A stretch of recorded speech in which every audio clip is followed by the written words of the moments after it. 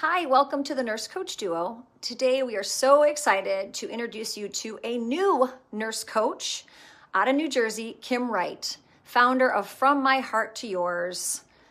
Kim is a holistic nurse coach and registered nurse with 30 years of experience serving patients across acute care, chronic illness, and community health settings. Her passion, you can feel it throughout the interview, is helping her clients who feel overwhelmed, stretched thin, or disconnected from themselves reconnect with their mind, body, spirit, and faith in a way that feels compassionate, realistic, and sustainable. Through her coaching, teaching, and healing-centered approach, Kim creates a safe space where her clients can slow down, breathe, and truly be seen. She calls it a vibe. We loved hearing about the vibe.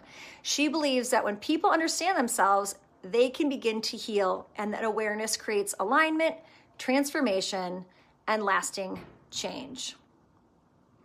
Today, we'll be talking with Kim about her transition from bedside nursing into nurse coaching. This is a very powerful connection between chronic stress and illness in the body, and how caring for the whole person, mind, body, and spirit, can support true healing. As nurse coaches, we are about this. This is what we are doing with our clients every day. And it's so exciting to talk with a new, passionate nurse coach who is exploring simple stress-reducing strategies with her clients that she knows and we know that we can help our clients find to use in everyday life, and moving from what we know stress to do to our bodies to actually making meaningful changes. Kim, we're so honored to have you with us today and to hear you and your vision for nurse coaching and what you know you can do for clients, women of all ages. Welcome to the Nurse Coach Duo. Before we dive in, just a quick reminder. This episode is for educational purposes only and isn't medical advice. If you're dealing with a health issue, please check in with your healthcare provider.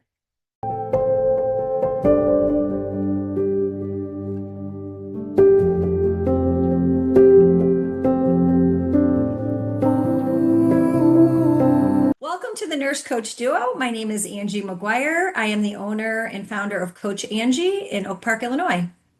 And hi, I'm Jen Schroer, owner of Clarity Health and Wellness in St. Louis, Missouri. And today we have Kim from New Jersey with us. How are you doing today, Kim?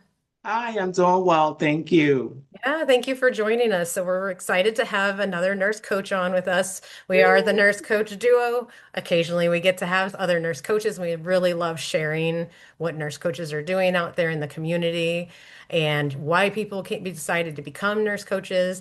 You know, obviously it seems kind of a new thing, right? It's only been around for about 10 years and people were still trying to get that message out. So I wanted to just start there with you and find out, after being a nurse of 30 years, why nurse coaching? How did you decide to switch into that? I really stumbled upon it. I discovered it by accident. And scrolling on social media, I kept seeing these posts for nurse coaching, and I thought it was a scam. I'm like, what? And that's not a thing. And one day I just said, well, let me see if it really is a thing. So I just threw it in, social media or the internet to check it out. And I found that it was a real thing. But I still didn't trust it. So I reached out to a colleague of mine who I was working with on the New Jersey State Board of Nursing Association. And she says, yeah, it's a thing. And she sent me the American Holistic Nursing website. And I just started diving down and finding out more about nurse coaching. And I said, I can't believe this is a real thing. And it just opened up that lane for me. Yeah. So tell us a little bit about what you've done in your 30 years of nursing that actually drives you more to be in nurse coaching, and how you will link the two together. Okay, awesome. Yeah, 30 years of coaching, of nursing. What didn't I do? Yeah, Right? I was exactly. in Oh my gosh. I was in so many different specialties. But I found there was like a common thread, something common I was doing. Every time I was in a new role or a new specialty, I was doing the same thing. If my patients were open to like a just having me sit by their bedside and talk to them about what was going on in their life that may be adding to their mismanagement or their misunderstanding of their disease and how to handle it or manage it. Sometimes I will offer prayer if they were open for that. Like I always operated um, like in a holistic way. And once I started really researching and understanding what nurse coaches do, I felt it aligned perfectly with what I had already been doing in my coaching practice. I mean, in my nursing practice. See, I'm already accepting this. Yeah, right.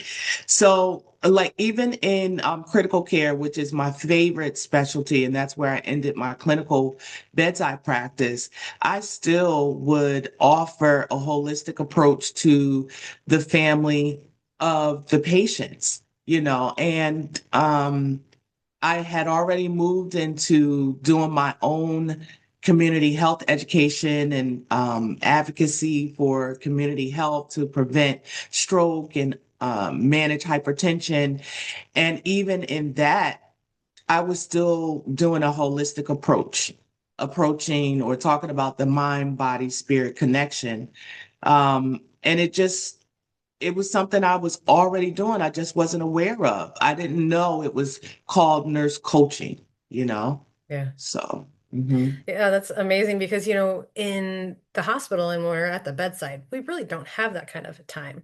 And you're so busy that you're like it to be able to have the wherewithal, the intuition, the empathy to recognize that you needed to put that in place is amazing. And it's so needed. Angie and I talk a lot about, nurse coaching. Yes, it's out there for people who are ready to leave the bedside, but we need people doing it at the bedside because we need good nurses at the bedside and we need to bring in that holistic approach because obviously we're in a very scary state in our medical field, right? And in our health in the nation. So we need to be implementing extra things that can help people get beyond just, you know, constantly in the hospital or at the doctor or adding a new med or whatever it is. And I really do think, and Angie and I have definitely said this on this, that I think nurse coaching can be the really what healthcare needs, and we can make a difference in bringing those types of modalities to people.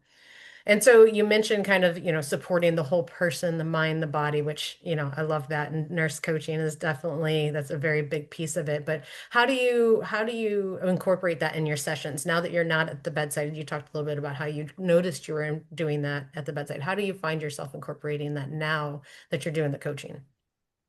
Well, I just finished a program that really taught on being authentically present with the client, bringing my authentic self to the session, making space for the client to really unpack um, what is inside of them, and they may not have had the space to do that before. So I bring my authentic presence. I bring an understanding that we can get on, I call it a vibe, but it's, my program refers to it as energy, right? There's energy around us in the living things, even in our environment. And to intuitively kind of tap into that energy so that we're aligned, we're on the same page or the same vibe, right? And then you begin to what do they call it? Integral presence. You begin to be with that person, right? And it's almost like a sense of feeling. You can get on their vibe and just offer space and allow them to open up and listen to themselves, and they're leading the way. You just maybe asking some great, hopefully, questions that will cause them to think. So I just really want to be present with the people, with the clients, tap into their energy and let them lead the way. Mm. So I think I bring authentic presence, and a calmness. Yeah, I sense that about you. That's wonderful. That's, I mean, offering people space to be their authentic self as well is incredibly valuable in our busy lives, right? And Jen and I specialize working with women in midlife and perimenopause and menopause. And it is a really complex time with many stressful situations around us that affect our health, mental, physical, emotional health, wellness. But I think because we're so busy, we can often feel very stuck in how to sort of get out of that. How do you, besides bringing your authentic space and authentic self and space, how do you help women in midlife? I know you have clients of all sorts, to actually help them, make changes or, just move forward at this Hmm. busy time of life. Yeah. I mean, it's a process, really. It's a process. And the process happens over several sessions. And where I begin is um, just guiding them to slow things down, right? For the sessions are 20 minutes to an hour, mostly an hour, sometimes over an hour. At the top of the session, let's just slow things down. There's no rush, because during midlife, right, perimenopause, during menopause, I have felt frazzled. That's what I call it. I felt frazzled. I felt brain fog. I felt like, what is going on, right? So at the top, I slow things down. You mentioned busy life, rushing, and even 5 minutes of doing what's called an awareness practice. Let's check in. Let's see how you're feeling. Let's slow down. Let's calm down our system, our nervous system. And it's okay. Now you're safe here, where you're safe. Let's just slow it down. So that's where it really starts at, because then you can begin to unpack the thoughts in your head or the feelings that you have. And then so I do that through an awareness practices, several different awareness practices. And from there, I simply ask, how are you feeling today? How are you doing? Sometimes I do use something called a weather report. Um, Connect your feelings or your emotions to the weather. If you could, how are you feeling? And they'll, oh, I'm stormy, or oh, I'm sunny, whatever. So we kind of check in on that, and that's lighthearted. And then I simply ask, okay, like, how can I help you? Or what do you feel is your primary goal? Like, it really is the question that I ask them. That first question really gives them space, and they begin to tell their story, right? From the top, they begin to tell their story. And me being on that same vibe, or getting their energy and just listening for things that they're saying, or listening for things that they're not saying, being on that same energy level, or being in that integral space, allows me to ask them a question that just opens up their story, and they begin to share. And from there, I can pick out some things that, would you like to revisit this, or what do you mean by that? It really is. There is a process, but it's different for each person, because each person is different and what they need is different. I just try to meet them there. Yeah. Mhm. The awareness process, it's so, it's amazing because especially if you're doing virtual, but even if you're doing in person, right? People are running from one thing to another, to another, to another. And it's like they go and they're like, okay, let's go, let's do this. And it's like, no, no, no, let's focus on ourselves. Let's leave everything off, everything external, and just give ourselves this hour to think about ourselves, and I think that's a really great place to start because we are under so much stress and so many things going on. And a lot of times you don't even recognize how much stress you're under, right? You're just, until someone asks you to slow down, and then you're like, oh my God, I didn't realize Mhm. how tense I was. I didn't realize I was holding my breath, what have you, And, often in this midlife time, and we talk about this frequently on this, you have your kids that are either still in school or moving off to college. You have your parents that are aging. You have, maybe you have grandkids already. And it's just all of these people, and you're constantly giving of yourself. And you don't understand how much you're taking away from yourself and adding to that stress.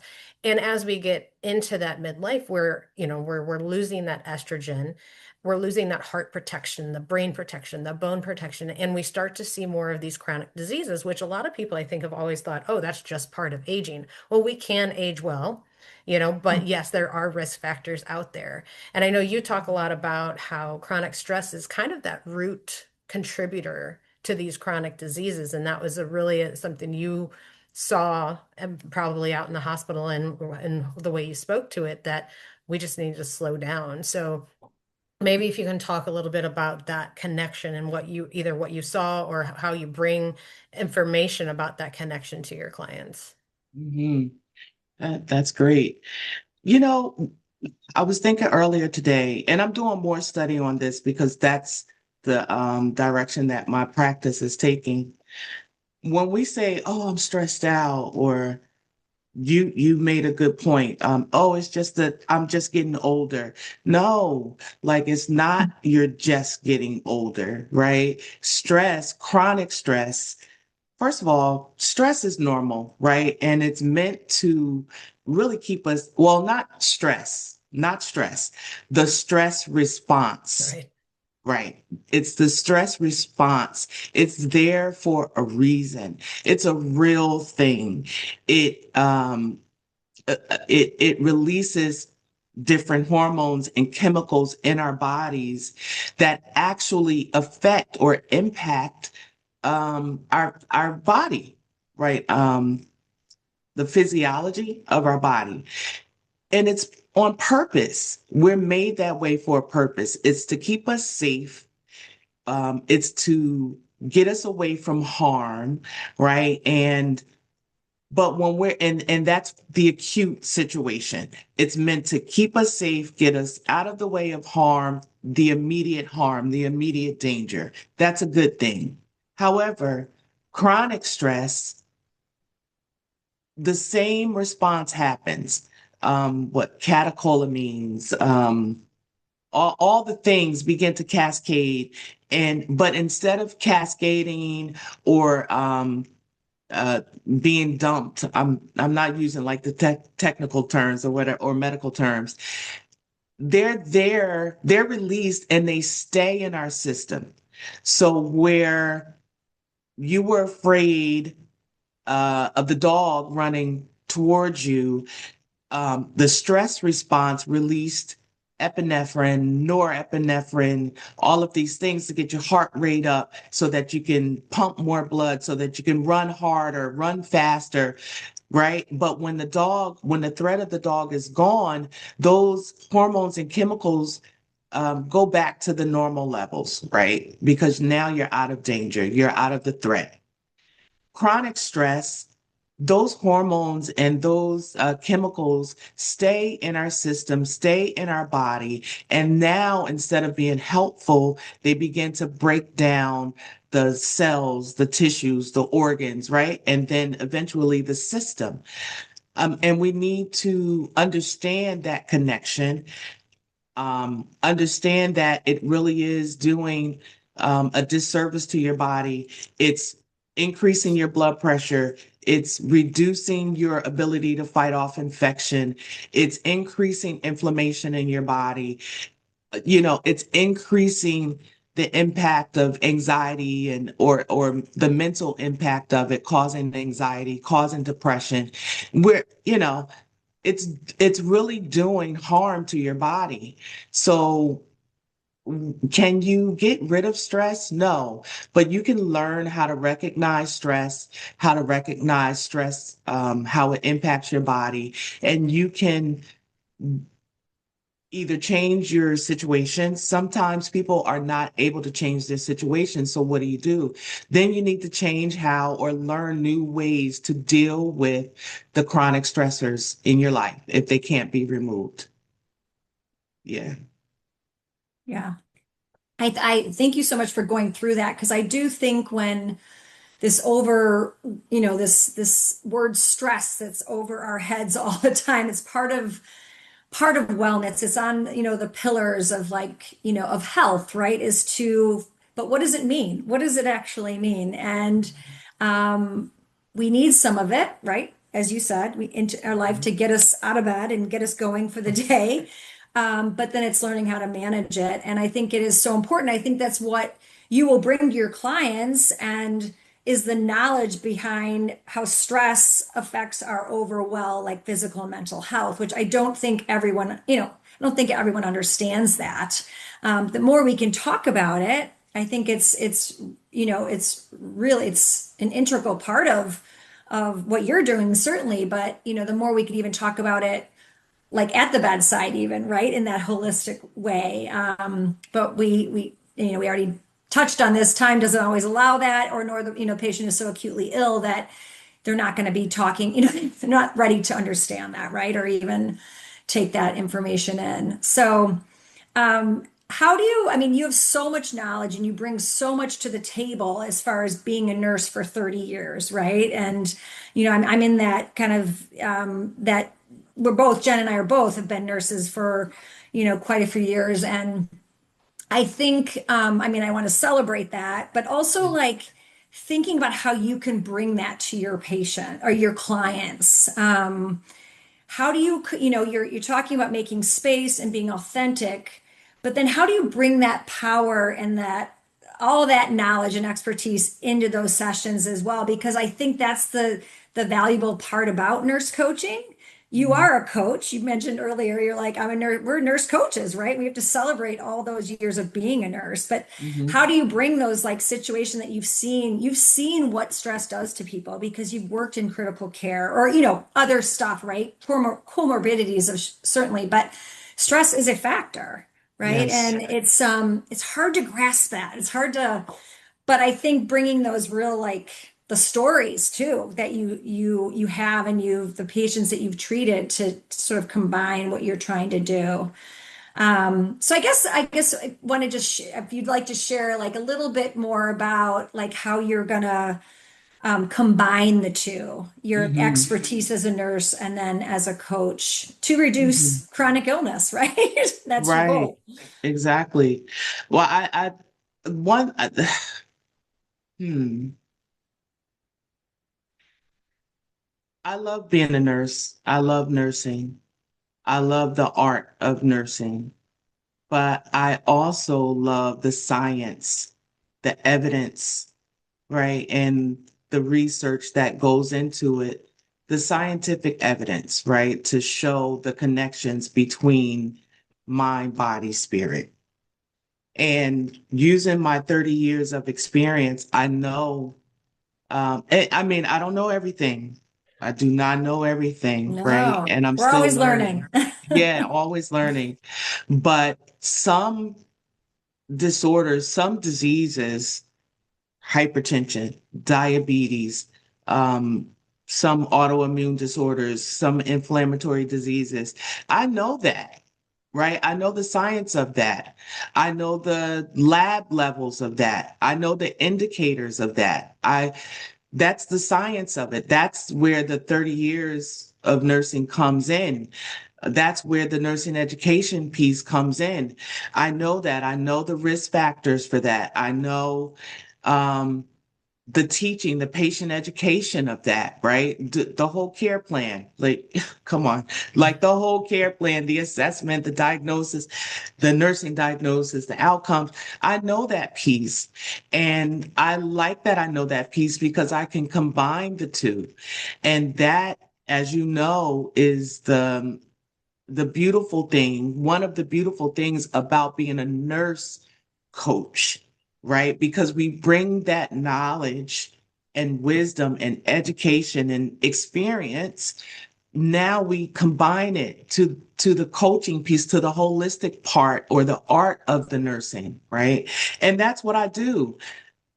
I can't unknow what I know, right? And so people so far, because most people around me know me as a nurse, and they know how long I've been doing it, and um, so there's a level of trust, right? Just by saying I'm a registered nurse. There's a level of trust and a level of education and experience that comes with that. I combine the two because if you can come to me, it doesn't have to be a chronic disease. You can come to me for stress management or whatever, but I'm going to bring in the evidence that I have to support why this chronic disease could be related to stress in your life. And let's get to the root of the problem, right, in order to manage this chronic disease better. Right. Doesn't totally mean that well, what is healing, right? It doesn't totally mean that you're going to be healed from diabetes, but maybe it will help you. Most likely managing your stress will help you manage your diabetes for whatever reason. Maybe you're going to be not eating the wrong things so much, or not eating or be more open to education around your nutrition. I'm telling you, it just comes, but it's backed by science. I love that we're talking about this during Nurses Week too. Like it's just a Awesome. really Right. great combination. And Yeah. nurses have been consistently rated as the number one trusted profession. And there's a reason, right? Like the majority, I'm not gonna say all, we know that there's bad apples everywhere, but the majority of people go into nursing to care, and because they care and they have the empathy, they have the intuition, and they've probably been caring for people their whole life in some way, and that's how they end up into nursing, right? So I think I love that you talked a little bit about the art and the science, because there really is an art. Yes, we go to school for the science, but if you don't learn the art, you just don't survive at the bedside, and you don't take good care of people. Mhm.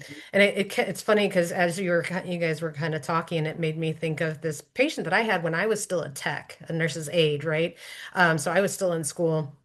And I don't know if you guys are super familiar with Friends, but at one point Phoebe ends up in the hospital, and she's got her computer in front of her, and she's smoking a cigarette, and she had a heart attack or something, or had some heart thing.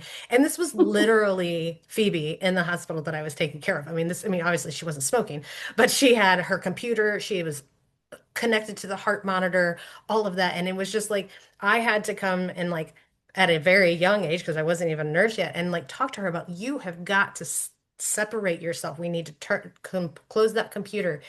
You are in the hospital literally right now because your stress has caused you to have some kind of a heart arrhythmia, and you're still working. It's still stressing out. You've got to disconnect. So, it's such a hard thing to kind of teach people, because we think obviously we think everything is the most important thing. Mhm. Maybe what kind of tactics, what are your kind of favorite stress reducing strategies, or awareness processes, or what have you, that you like to teach your clients to help them step away from those stressful things and actually just take care of themselves, even if it's for 5 minutes in a day? Mm. The awareness practices that I continually lean to, and I'm saying, Kim, you can't keep using this same one. But Why not? I know it works because I'm sorry, yeah, I'm just You're wiping my fine. tears. But when I do an awareness practice, I get into the practice with the client. I don't just like lead them in the awareness. I do the same thing. Like I shut my eyes, I sit deeply, I do the breathing. We do it together, right? And the one that I go to mostly is something called letting go, right? Letting go. Um, you're breathing, you're honing into yourself, you're relaxing your muscles, you're listening to yourself, you're breathing, you're trying to hear your inner dialogue. You're blocking out distractions from your mind. And as you're doing that, your body is relaxing. You're taking notice of your breathing. And then you just begin to tell yourself, let go, right? And by doing that, for me, and my clients have said, they feel relaxed afterwards. Sometimes it's like, what am I even doing this for? Or, like, why am I holding on to this? Like, what does this even matter? It doesn't matter. I'm just going to let go, you know, 3, 5 minutes. I am letting go. And so that's one practice that I do. Another one is it's imagery, right? So I call it the mountaintop. I'm sure that's not the name of it, but that's what I call it because you envision the journey ahead, right? And you envision your journey. The client envisions their individual journey that's ahead of them, wherever that may be. And I gently guide them and say, where are you going? Like, where do you want to see yourself? Where do you see yourself? I don't give a time frame, 4 years, 5 years. No, it's not time bound. Where do you see yourself when you are now in this relaxed state? When you're listening to your inner dialogue and you're really listening for what your heart is truly calling out for, where do you see yourself? Where are you going? And it's not a straight journey, right? Sometimes it's up the mountain, and that's where the intuition comes in. Sometimes the journey might be a windy path up a tall mountain. Sometimes the journey might be a rocky, windy path, straight, no mountain, no incline. But at the end of that journey, where are you going? Where are you trying to get to? Right? And how does it make you feel? And what does it look like in your mind? What do you want it to look like? Right? And for me, that evokes like hope. Like, yeah, I'm going there. I'm going to get there. And then I ask them, what's the one thing, person, thing that you need to take along with you that will support you on that journey? One thing, look at it, see it in your hand, see it standing beside you, see it. It's going to support you on this journey. You need it. Right. And that's just a part of it. So, that's called connecting with hope. It's not the mountaintop. It's called connecting with hope.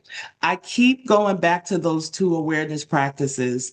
And I'm like, I have to move away from this. I go to this all the time, but it's very effective for the client. Afterwards, they're like, wow, that was amazing. I felt this, I saw that. We don't discuss about what they have as their support or what they're letting go of. That's their personal, that's their private. If they want to share, it's fine. But within them, they know, okay, I let go of that, or okay, I'm going there.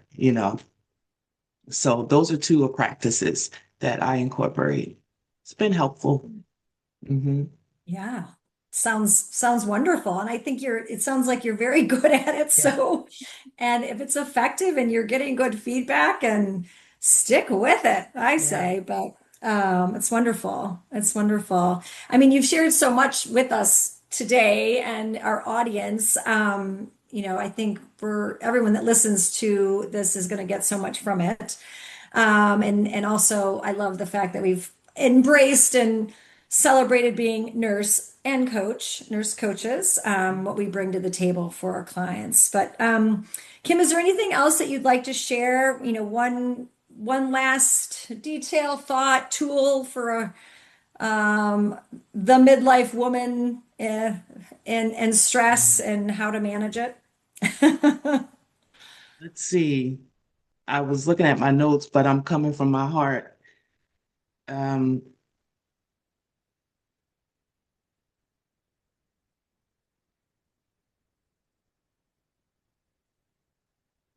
I feel that I want to share this. Times have changed. Times have changed. And women of a certain age may be doing themselves a disservice holding on to the past, trying to do it the way we learned from our parents, trying to do it the way we did it in our earlier years. We may need to do it differently because the times have changed. And I feel that we could add, or we may be adding more stress on ourselves than we need to by maybe by holding on to the way we used to do it. It might be time for something different, something new. Um, it might be time for a new way. And I just encourage you or your listeners, your audience, to ask yourself that question, like, is it time for something new? Yeah. Love it. Thank you for that, Kim. It definitely, can feel your heart and feel your passion in what you're doing. And I mean, feel an impact on just listening to you. It makes me take a nice deep breath. It makes me think about things differently. And man, if midlife, I mean, literally, it's called a transition, and there's a reason, right? Because there is probably time to change. And I get that it's hard, and change is not an easy thing. People resist it, but without it, we may end up with those chronic diseases. And if we end up with those chronic diseases and we don't make a change, we will suffer from those chronic diseases. So I think that's a really great way to kind of round out this conversation. I really, really appreciate you sharing your gifts with us. And again, especially during this Nurses Week, I'm so excited that we were able to have 3 nurses together on this call. So I just want to add to the audience that if you like this episode, please make sure you like it, give a thumbs up, add a comment below. And as coaches, as nurse coaches, we are always available to help you, and we want to bring the art and the science of nursing to your care and to healthcare. So if you need us, please reach out, and we will put all of Kim's information in the description. So thank you so much, Kim, for your time. I really appreciate it. This was awesome. Thank you for Thanks, having Kat. me. Yeah, Yeah. absolutely. Yeah.